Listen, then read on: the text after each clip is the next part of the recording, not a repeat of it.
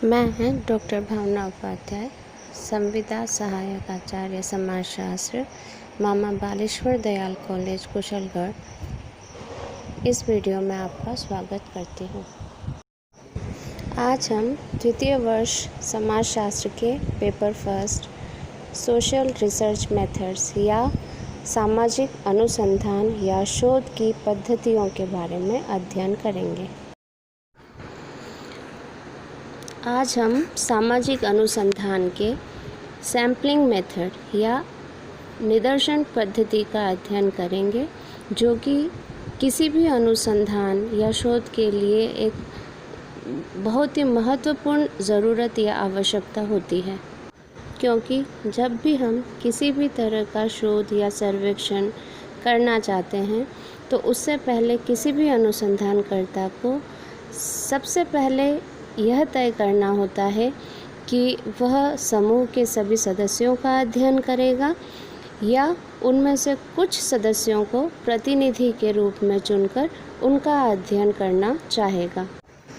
किसी भी क्षेत्र में अध्ययन करने के लिए या अनुसंधान के समय आंकड़ों को दो तरह से एकत्रित किया जाता है। पहला होता है संगणना या सेंसस मेथड और दूसरा होता है निदर्शन विधि। सेंसस मेथड या संगणना विधि के अंतर्गत अनुसंधानकर्ता समग्र इकाइयों या अनुसंधान क्षेत्र के अंतर्गत पाए जाने वाले संपूर्ण क्षेत्र या उसमें आने वाले संपूर्ण इकाइयों से तथ्यों को एकत्रित करके और उनके आधार पर जानकारी एकत्रित करता है। जैसे कि हमारे देश में प्रति 10 वर्षों में होने वाली जो जनगणना है, वह इसी सेंसस मेथड या संगणना विधि के आधार पर की जाती है, जिसमें कि अनुसंधानकर्ता क्षेत्र के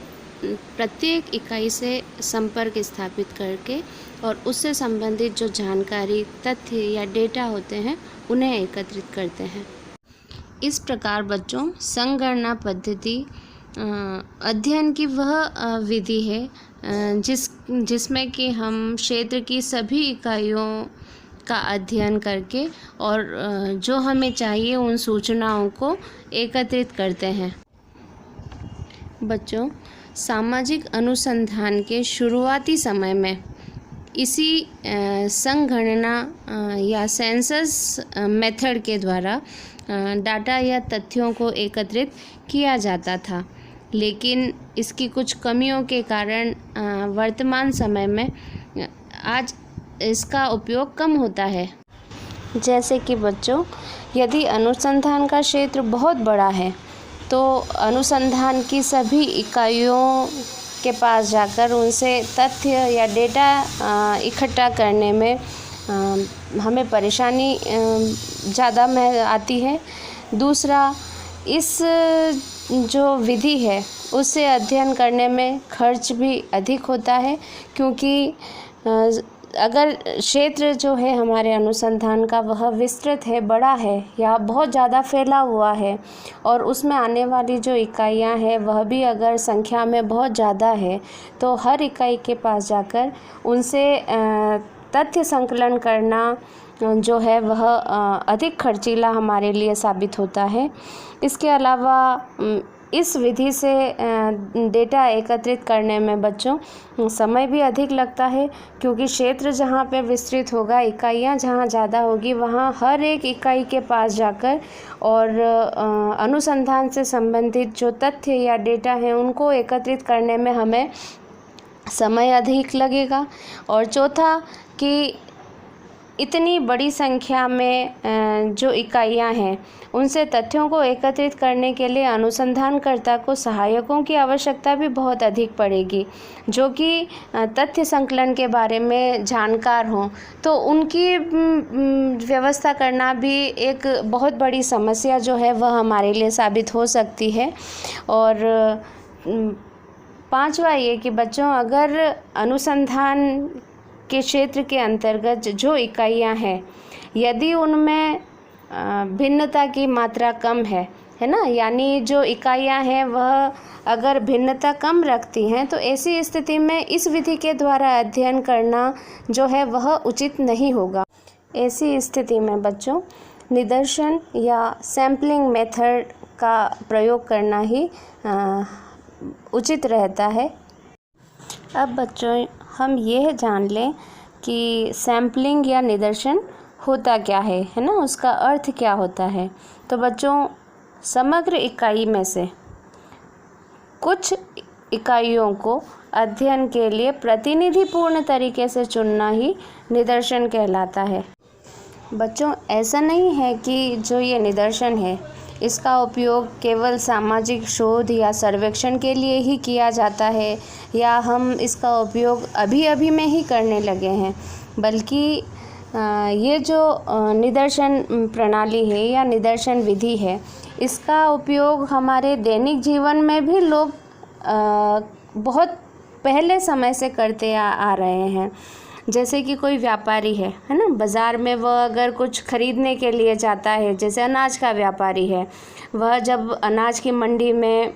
गेहूँ, चावल या दाल कुछ भी खरीदने के लिए जाता है तो वह ऐसा नहीं है कि पूरी बोरी के हर दानों को वह खोल के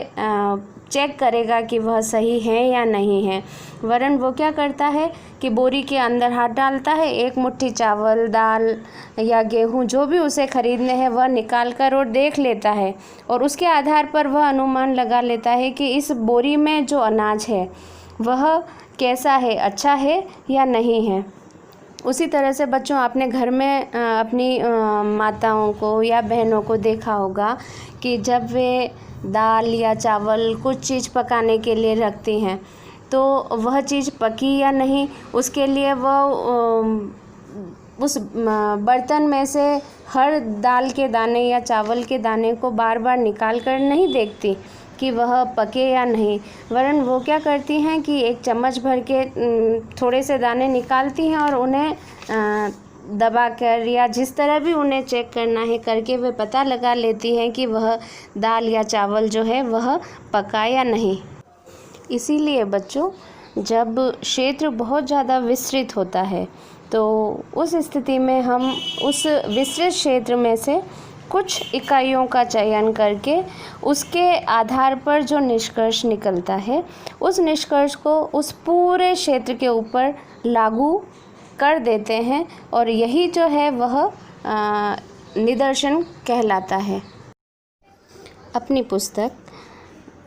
मेथड्स इन सोशल रिसर्च में गुडे एवं हर्ट ने कहा है कि a sample as the name applies is a smaller representation of a large whole, यानी कि एक निदर्शन जैसा कि इसके नाम से ही स्पष्ट होता है कि एक विस्तृत समूह का एक लघुत्तर प्रतिनिधि है। इसी तरह से अपनी पुस्तक सोशियोलॉजी में बोगार्डस कहते हैं कि sampling is the selection of certain percentage of a group of items according to a predetermined plan, यानी कि निदर्शन एक पूर्व निर्धारित योजना के अनुसार इकाइयों के एक समूह में से निश्चित प्रतिशत का चयन है। इस तरह बच्चों हम ये कह सकते हैं कि निदर्शन एक बहुत बड़े समूह का एक छोटा प्रतिनिधि होता है जिसमें समूह के सभी लक्षण या अधिकांश लक्षण विद्यमान होते हैं और इन प्रतिनिधि इकाइयों के अध्ययन से प्राप्त निष्कर्षों को बच्चों हम समस्त समूह पे या समग्र पे लागू कर सकते हैं। अब हमारे मन में ये बात आ सकती है कि किसी भी छोटे से समूह को हम किसी भी एक बड़े समूह का प्रतिनिधि कैसे मान लें। तो बच्चों निदर्शन करने के भी कुछ आधार होते हैं जिसके आधार पर यह निश्चित होता है कि जो निदर्शन हमने किया है वह सही प्रतिनिधित्व करता है या नहीं। इसका पहला आधार है होमोजेनिटी ऑफ यूनिवर्स या समग्र की सजातीयता। जब भी हम विभिन्न इकाइयों को देखते हैं तो हमें लगता है कि उनमें बहुत सारी विभिन्नताएं या अंतर पाया जाता है, लेकिन फिर भी देखें तो बच्चों कोई भी इकाई हो, उनमें कहीं ना कहीं अंतर्निहित कुछ मूलभूत समानताएं भी होती है, जिनके आधार पर हम जो यह निदर्शन है या जो सैंपल हैं उनका चयन कर सकते हैं।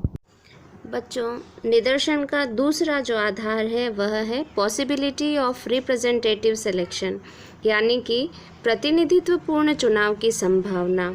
यानी निदर्शन इस मान्यता पर आधारित होता है कि संपूर्ण समूह में से थोड़ी सी इकाइयों का चयन हम इस प्रकार से कर सकते हैं कि वह संपूर्ण समूह का प्रतिनिधित्व कर सकें, किंतु इसके लिए यह आवश्यक है कि निदर्शन की इकाइयों में वो सभी विशेषताएं हों जो कि उस मूल समग्र में या जो संपूर्ण क्षेत्र है उसके अंतर्गत जो इकाइयाँ या जो विशेषताएं पाई जाती हैं वह निदर्शन के द्वारा चयनित उन इकाइयों में भी वह सभी विशेषताएं जो हैं वह विद्यमान हों। और निदर्शन का तीसरा आधार है एडिक्वेट एक्यूरेसी, यानी कि उचित परिशुद्धता। बच्चों, हम यह नहीं कह सकते कि कोई भी जो निदर्शन है वह 100% उस पूरे समूह का प्रतिनिधित्व कर सकता है, लेकिन फिर भी हमें यह प्रयास ज़रूर करना पड़ेगा कि हम जो सैंपल का जो साइज़ है या जो हम निदर्शन का आकार है वह इस प्रकार का रखें कि वह अधिक से अधिक विशेषताओं को अपने अंदर समाहित कर सके। और दूसरा कि जो हम इकाइयों का चयन करें या जो निदर्शन करें वह इस तरह का हो कि वह उस समूह की सभी विशेषताओं या अधिकांश विशेषताओं को अपने अंदर जो है वह समाहित कर सके और उसके आधार पर वह उस संपूर्ण समूह का प्रतिनिधित्व कर सके, ताकि उस अध्ययन से प्राप्त जो निष्कर्ष हैं उनमें काफ़ी हद तक या बहुत अधिक मात्रा में जो है सत्यता या उसका जो निष्कर्ष है वह सही प्राप्त हो सके। एक अच्छे निदर्शन को कैसा होना चाहिए या उसके अंदर कौन कौन सी ऐसी विशेषताएं होनी चाहिए कि जिसके आधार पर हम कह सकें कि यह निदर्शन एकदम सही है या इससे प्राप्त जो परिणाम होंगे वह सही होंगे। उसके लिए जो पहली ज़रूरत है या पहली विशेषता है वह यह होना आवश्यक है कि जो भी निदर्शन किया जाए वह समग्र का प्रतिनिधित्व करे या रिप्रेजेंटेशन ऑफ यूनिवर्स की क्वालिटी जिसके अंदर हो। और ऐसा तभी संभव है जबकि समग्र की जो इकाइयां हैं उनको सभी को निदर्शन में सम्मिलित होने का समान अवसर प्राप्त हो। दूसरी विशेषता जो किसी भी अच्छे निदर्शन के लिए ज़रूरी है वह है एडिक्वेट साइज़, यानी कि पर्याप्त आकार। यानी अध्ययन का क्षेत्र बच्चों जितना भी बड़ा हो उसमें से हमें कितने इकाइयों का चयन करना है उसकी संख्या पर्याप्त होनी चाहिए। निदर्शन में जितनी अधिक इकाइयाँ होंगी परिणामों में भी उतनी ही शुद्धता आने की संभावना रहेगी, लेकिन यह भी ज़रूरी है कि निदर्शन का आकार जो है वह प्रतिनिधित्वपूर्ण हो। मान लीजिए कि हमें 10,000 छात्रों का अध्ययन करना है, उन 10,000 छात्रों में से अगर हम सैंपल या निदर्शन के तौर पे सिर्फ 10 छात्रों का अध्ययन ही करेंगे तो उस स्थिति में यह संभव है कि उस समूह की सभी विशेषताएं उसके अंतर्गत सम्मिलित नहीं हो पाए या कुछ विशेषताएं हमसे छूटी रह जाएं। तीसरा गुण जो किसी भी अच्छे निदर्शन में होना चाहिए वो होता है निष्पक्षता या फ्री फ्रॉम बायस। यानी कोई भी एक अच्छा निदर्शन जो होता है वह हमेशा पक्षपात से स्वतंत्र होना चाहिए, वरना वह कभी भी प्रतिनिधित्वपूर्ण होने का जो है वह दावा नहीं कर सकता है। निदर्शन का चुनाव करते समय बच्चों हमें इस बात का हमेशा ध्यान रखना चाहिए कि जो भी अनुसंधान करता है उसकी रुचि, स्वार्थ, सुविधा या स्वेच्छा पर वह निदर्शन आधारित नहीं हो और न ही उसमें किसी भी तरह की पूर्व धारणा जो है वह आनी चाहिए, यानी जो भी निदर्शन हम करते हैं वह हमारे अध्ययन के अनुरूप हो, इसका हमें हमेशा ध्यान रखना चाहिए। एक अच्छा निदर्शन हमेशा अकॉर्डिंग टू द एम्स होना चाहिए, यानी कि उद्देश्यों के अनुरूप हो। जैसे कि हम श्रमिकों का अध्ययन करना चाहते हैं जो कि किसी निश्चित व्यवसाय में लगे हुए हों, तो हमें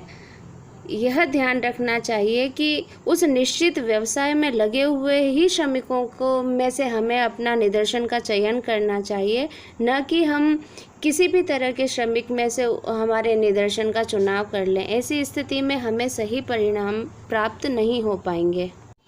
एक अच्छे निदर्शन के लिए यह भी ज़रूरी होता है कि हम जो व्यावहारिक अनुभव हैं उनका भी उस निदर्शन में सहयोग लें, यानी कि जो अध्ययनकर्ता पहले भी उस विषय पर अध्ययन कर चुके हैं, तो ऐसे अनुभवी अध्ययनकर्ताओं के जो एक्सपीरियंस है या जो अनुभव है उनका फ़ायदा भी हमें निदर्शन के समय उठाना चाहिए। एक और जो सबसे महत्वपूर्ण विशेषता बच्चों इस निदर्शन में होनी चाहिए वह है कि स्वतंत्रता, यानी कि किसी भी क्षेत्र के अंतर्गत सभी इकाइयों को समान और पर्याप्त अवसर मिलने चाहिए कि वह हम निदर्शन के अंतर्गत